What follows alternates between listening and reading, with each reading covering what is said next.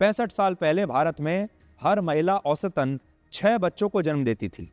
6 बच्चों को एक महिला जन्म देती थी आज से 65 साल पहले। लेकिन अब भारत में हर महिला पर औसतन 2 बच्चों का भी जन्म नहीं हो रहा है।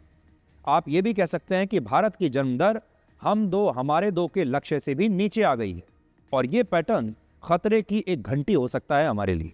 किसी भी देश के लिए उसकी वर्किंग एज पॉपुलेशन बहुत मायने रखती है, जिसका मतलब होता है उस देश के ऐसे लोग जो कामगार की श्रेणी में आते हैं, जो काम कर सकते हैं।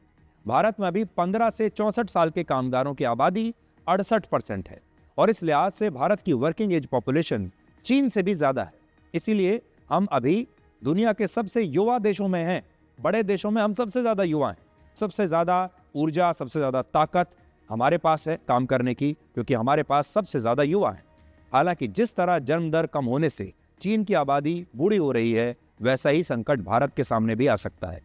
संयुक्त राष्ट्र का अनुमान है कि अगले 40 वर्षों तक भारत की आबादी बढ़ती रहेगी और वर्ष 2065 तक हमारी आबादी 170 करोड़ तक पहुंच जाएगी और भारत उस वक्त भी दुनिया की सबसे ज्यादा आबादी वाला देश बना रहेगा।